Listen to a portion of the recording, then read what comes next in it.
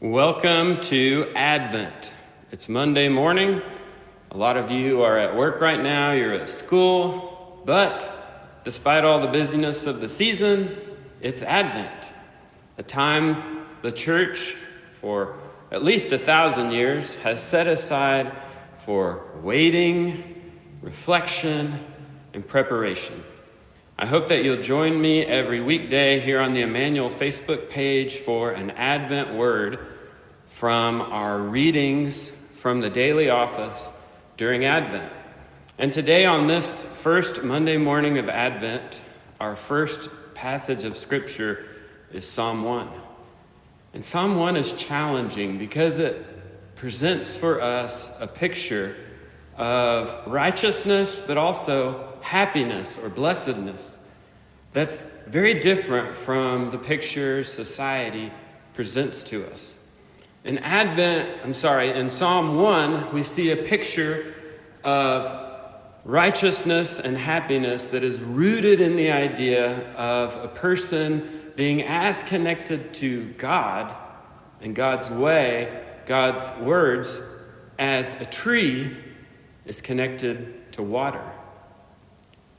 It begins with, "Blessed is the one who does not walk in the counsel of the wicked or sit in the seat of the scornful, but their delight is in the law of the Lord." In other words, this is a picture of need and dependence on God. And you could argue that our society's highest virtue is self-reliance, independence, self-autonomy, pulling yourself up by your own bootstraps.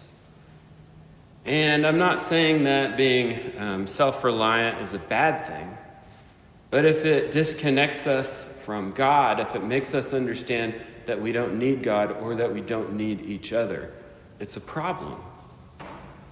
So what does any of this have to do with Advent? Well, Advent is the time when we prepare for Jesus coming into the world. Not just into the world, but into our families and into our hearts. And we see in John 1 this picture of Jesus coming into the world, the one who created the world, as a helpless infant. Imagine that. John 1 tells us this is the Word made flesh. The Word that in Genesis 1 spoke creation into existence. And that, beyond comprehension, being of power, the source of light and life, that being is now a baby in the arms of a teenage mother. It's too big of a shift to grasp. It's too big of an image to grasp. But this is a picture of God being helpless, being in our shoes, walking in our footsteps, living life, going through all the garbage that we go through on Monday morning.